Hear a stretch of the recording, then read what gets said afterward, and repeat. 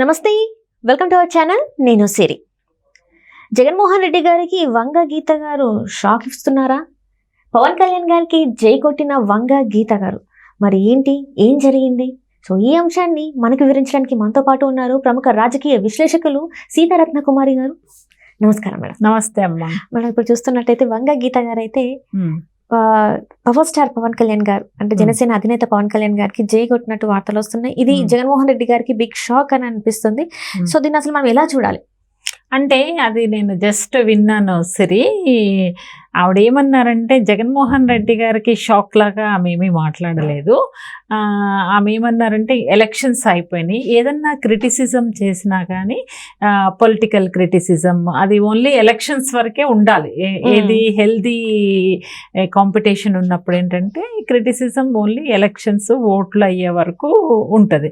తర్వాత ఏంటంటే ఎవరైనా కూడా ఎలక్షన్స్ అయిపోయిన తర్వాత జనరల్గా ఏంటంటే గెలిచిన వాళ్ళు పరిపాలన మీద కాన్సన్ట్రేట్ చేయడము, ఓడిపోయిన వాళ్ళు ప్రభుత్వానికి ఏ విధంగా సలహాలు ఇవ్వాలి, సూచనలు ఇవ్వాలి, అపోజిషన్ పార్టీస్ అధికార పార్టీకి కొంత టైం ఇవ్వడము, తర్వాత ప్రజా సమస్యల మీద అసెంబ్లీలో కానీ పార్లమెంట్లో కానీ గళం విప్పడం అనేది సర్వసాధారణం ఎక్కడైనా కూడా. This is the common process అన్నమాట. అయితే ఇక్కడ వంగ గీత గారిని మెచ్చుకోవాల్సింది ఏంటంటే ఆమె మాట్లాడిన విధానం కానీ ఆవిడ పాజిటివ్గా మాట్లాడారు మెగా స్టార్ ఫ్యామిలీ గురించి. అది ఒక విధంగా మెచ్చుకోదగ్గ అంశం. అంటే హెల్దీ ఎన్వైరన్మెంట్. ఆవిడ ఏం చేశారు, ఎలక్షన్స్ వరకు okay, fight it's only for election. అది అయిపోయిన తర్వాత పాలిటిక్స్ వేరు, పర్సనల్ రిలేషన్స్ వేరు. ఫస్ట్ నుంచి ఆమె మాట్లాడిన దాని ప్రకారం మనం అర్థం చేసుకుంటే ఏంటంటే వాళ్ళకి గుడ్ రిలేషన్స్ ఉన్నాయి అని మనం అర్థం చేసుకోవచ్చు. ఇంకొకటి ఏంటంటే ఆమె ఇంతకుముందు ప్రజారాజ్యంలో కూడా ఉన్నారు. సో దాంతో ఏంటంటే జనరల్గా చిరంజీవి గారు అంటే ఎవరైనా రెస్పెక్ట్ ఇస్తారు, ఎందుకంటే ఆయన ఫస్ట్ మర్యాదగా ఉంటారు. ప్రతి ఒక్కళ్ళతోటి కూడా గౌరవంగా ప్రతి ఒక్కరికి రెస్పెక్ట్ ఇచ్చి మాట్లాడతారు చిరంజీవి గారు. సో ఆబ్వియస్లీ ఎవరు కూడా ఆయన్ని క్రిటిసైజ్ చెయ్యరు. ఓన్లీ మొన్న వైఎస్ఆర్సీపీ పార్టీ ఎప్పుడైతే ఆయన తమ్ముడికి సపోర్ట్ చేశారో, సొంత తమ్ముడికి సపోర్ట్ చేయడంలో తప్పు లేదు. అటువంటి డిగ్నిఫైడ్గా ఉండేటువంటి చిరంజీవి గారిని వైఎస్ఆర్సీపీ పార్టీలు నోటికొచ్చినట్టు మాట్లాడారు. What is wrong in it? మీ ఇంట్లో మీ సొంత తమ్ముడు నిలబడితే సపోర్ట్ చేయడం, రాజకీయాలకు అతీతంగా సపోర్ట్ చేస్తారు కదా.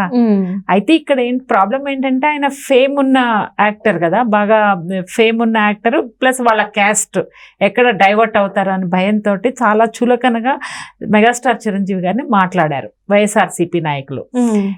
అయినా సొంత తమ్ముడికి చేశారు, సపోర్ట్ చేశారు.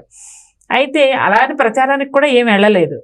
ఈ వంగ గీత గారు కూడా అంతే డిగ్నిఫైడ్గా హుందాతనంగా ఎలక్షన్స్ అయిపోయిన తర్వాత ఆవిడ మాట్లాడింది ఏంటంటే నాకు మెగా ఫ్యామిలీ అంటే చాలా రెస్పెక్ట్, చిరంజీవి గారు అన్న, నాగేంద్ర బాబు, పవన్ కళ్యాణ్ అని వాళ్ళ ఫ్యామిలీ అంటే ఓవరాల్గా నాకు రెస్పెక్ట్ ఉంది అని చెప్పి మాట్లాడతాం. ఏంటంటే ఇట్స్ అ హెల్తీ ఎన్వైరన్మెంట్.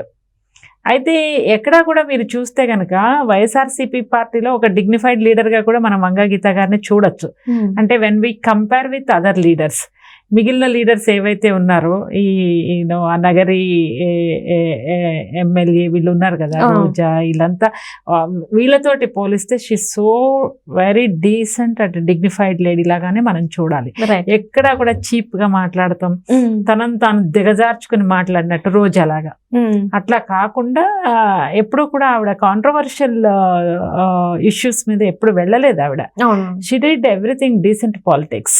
అంటే ఇక్కడ చూస్తున్నట్టు మేడం, మొన్న చూస్తున్నట్టయితే ఎన్నికల ముందు రోజు కూడా ఏమైందంటే అక్కడ కార్యాలయం పిఠాపురం వైసీపీ కార్యాలయం ఎదుట వంగ గీత ఇంటి ముందు ఎదుట కూడా కొంతమంది కార్యకర్తలు అంటే వాళ్ళకి ఓటేయడానికి డబ్బులు ఇవ్వలేదు, మాకెందుకు ఇవ్వలేదు, కొంతమందికి ఇచ్చారని చెప్పేసి వాళ్ళ ఇంటి ముందు కొంచెం మంది గొడవ దిగడం, కార్యాలయం ముందు గొడవకి దిగడం, తను ఏం మాట్లాడలేని పరిస్థితిలో ఉండడం. అంటే అదంతా తను మాట్లాడలేకపోయారా, లేకపోతే ఏంటి ఇలా అయిపోయింది అని అనుకున్నారు? అసలు ఆ రోజు తను సైలెంట్ గా ఉన్నారు. అంతమంది వచ్చి మాట్లాడడం, మహిళలు వచ్చి.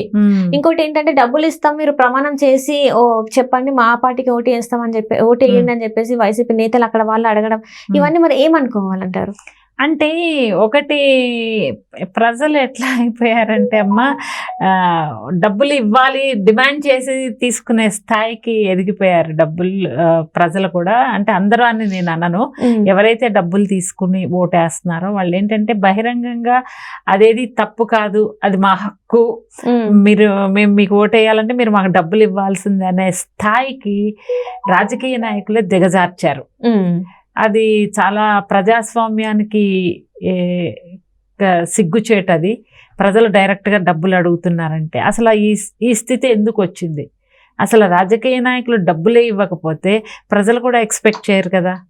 ప్రజల్ని సెల్ఫ్ రెస్పెక్ట్ లేకుండా డబ్బులు అడుక్కునేటట్టుగా చేసినటువంటి రాజకీయ నాయకులు అనాలి, ప్రజలను అనకూడదు. ఇప్పుడు డబ్బులు ఇస్తున్నారంటే పాపం పేదవాళ్ళు ఏముంది, ఒక 5,000 2,000 3,000 వస్తే ఏదో ఖర్చులకు వస్తాయి, లేదంటే ఏదైనా హాస్పిటల్ ఎక్స్పెండిచర్ ఏదో ఒక నెల గడుస్తుంది అనే ఉద్దేశంతో పాపం వాళ్ళ ఎక్స్పెక్టేషన్తో వస్తారు. అసలు వాళ్ళు ఇవ్వకుండా, డబ్బులే ఇవ్వకుండా ప్రజలకి డెవలప్మెంట్ వాళ్ళని సంపాదించుకుంటే ఓన్ సెల్ఫ్ రెస్పెక్ట్గా సంపాదించుకునే దారుల్ని క్రియేట్ చేయడంలో రాజకీయ నాయకులు ఫెయిల్ అయ్యారని చెప్పవచ్చు. ఎందుకు ఇప్పుడు మనం ఉన్నాము ఉద్యోగస్తులం, మనం వెయిట్ చేయం కదా ఎవరో ఏదో ఇస్తారని అడగం కదా, సెల్ఫ్ రెస్పెక్ట్గా ఉంటాము. ద సేమ్ వే వాళ్ళు కూడా సెల్ఫ్ రెస్పెక్ట్గా బతికేటట్టు తీసుకురావాల్సినటువంటి బాధ్యత రాజకీయ నాయకులది, ఎమ్మెల్యేలది, ఎంపీలది, ఎవరైతే అధికారంలో ఉన్నారో వాళ్ళది ఎక్కువ బాధ్యత ఉంటుంది. ఈ రోజున ప్రజలు వచ్చి అడుగుతున్నారు వంగా గీత గారి ఇంటి ముందు అంటే డబ్బులు పంచుతున్నారు ఓట్ల కోసం అనేది బహిరంగ రహస్యం. ఎవ్వరు నేను ఖర్చు పెట్టట్లేదు, ఎవ్వరు నేను డబ్బులు పంచట్లేదని మాట్లాడితే అది హాస్యాస్పదం. ఆ డబ్బులు ఎందుకు కోట్లు బోత్ ఆంధ్ర అండ్ తెలంగాణలో ఎందుకు పట్టుకుంటున్నారు? పంచబట్టే కదా, ఇది బహిరంగ రహస్యమే కదా. So part of the process ఆమె కూడా ఆమె పంచకపోవచ్చు డైరెక్ట్ గా, ఆమె అనుచరులు ఖచ్చితంగా పంచే ఉంటారు. సో కొంతమందికి వెళ్ళి కొంతమందికి వెళ్ళక, లేదంటే కొంతమంది మధ్యలోనే తినేసి, అంటే ఇప్పుడు ఇచ్చిన డబ్బులన్నీ కూడా పంచుతారని గ్యారంటీ ఉండదు. అది కూడా వచ్చింది మేడం, ఏంటంటే మాకు డబ్బులు రాలేదు, కొంతమంది వైసీపీ నేతలే అంటే నియోజకవర్గానికి ఇంటి ఇచ్చినా కూడా ప్రజలకి ఇస్తామని చెప్పేసి పంచుతామని చెప్పేసి వాళ్ళే తినేసారని చెప్పేసి కూడా అక్కడే చాలా గొడవలు వాళ్ళే ఆ కార్యాలయం ఎదుటనే గొడవలు చేశారు. అంటే ఇప్పుడు డబ్బులు పంచడానికి కొన్ని డబ్బులు ఇచ్చినా కూడా ఏంటంటే కొంత మధ్యలో వీళ్ళు తినేశారు అనుకోండి, కొంతమంది ప్రజలకే పంపించి కొంతమందికి వెళ్ళవు డబ్బులు. ఎందుకంటే మధ్యలో వాళ్ళు తీసుకుని ఉండొచ్చు, తీసుకోకపోయి ఉండొచ్చు, తీసుకుని ఉండొచ్చు, మనకు తెలియదు. కానీ కొంతమందికి వెళ్ళి కొంతమందికి రాలేదంటే క్వశ్చన్ డౌట్ వస్తుంది, ఎందుకు వెళ్ళలేదు వీళ్ళకి అని. సో వాళ్ళు ఏంటంటే ఆగ్రహం వస్తుంది, వాళ్ళ కోపం వస్తుంది, మా పక్కనాళ్ళకి ఇచ్చి మాకెందుకు ఇవ్వలేదు అని. సో అందుకని వాళ్ళు వచ్చి ఏంటంటే తట్టుకోలేక ఆవిడ ఇంటి ముందుకు వచ్చి గోలగోల చేశారు. అంటే వాళ్ళకి బహుశా ఆవిడ మీద అభిమానం ఉండొచ్చు, ఆమెకే ఓటేయాలనే ఉద్దేశమే. అక్కడ పార్టీ వైఎస్ఆర్సీపీని పక్కన పెడితే వ్యక్తిగతంగా ఆమెకి ఏమైనా చరిష్మా ఉండొచ్చు, వంగా గీతారు బాగా చేస్తారు. ఎందుకంటే ఆవిడ పాస్ట్ హిస్టరీ కూడా బాగానే ఉంది. ఆవిడ కాకినాడలో కానీ ఆమె ఎంపీగా చేసింది, 2 times ఎమ్మెల్యేగా, మంచి పొలిటికల్ హిస్టరీ ఉంది ఆవిడకి. సో డెవలప్మెంట్ కూడా ఆవిడ ఆ విధంగానే చేశారు కాకినాడలో. హాస్పిటల్స్ 100 beds ప్లస్ హాస్పిటల్స్ ఇది చేయడం కానీ, లేకపోతే నీట్ గురించి కాకినాడ కానీ అమలాపురంలో కానీ ఒక సెంటర్ని ఏర్పాటు చేయాలి ఎగ్జామినేషన్స్కి. అదర్వైజ్ ఏంటంటే స్టూడెంట్స్ విజయవాడ వెళ్ళటము, విశాఖపట్నం వెళ్ళటము ఇది దూరం అని చెప్పి కొంత ఆవిడ ప్రజల గురించి ఆలోచించడం, ప్రజల గురించి హాస్పిటల్స్ అవి కొంచెం డెవలప్ చేయడము, మదర్ అండ్ చైల్డ్ గురించి కూడా ఆవిడకి ఏదో చెయ్యాలి, మల్టీ స్పెషాలిటీ అనే ఒక మంచి డెవలప్మెంట్ చాలా డీసెంట్ గా ఆవిడ చేసిన హిస్టరీ ఉంది. సో ఈవిడికే వేస్తే ఈవిడ మళ్ళీ డెవలప్ చేస్తారనే ఫీలింగ్ తోటి వాళ్ళు మాకు డబ్బులు ఇవ్వండి వేస్తామని అడుగుతున్నారు. But that is unfortunate thing. But ఒక హెల్దీ ఎన్వైరన్మెంట్ కి ఆవిడ తెర తీశారని చెప్పవచ్చు. అంటే రేపు చూద్దాం మేడం, అంటే June 4th మనకి మరి అక్కడ ఎవరు గెలుస్తారు ఏంటి అనేది అయితే మనం June 4th తెలిసిపోతుంది. Thank you so much. Thanks అమ్మా.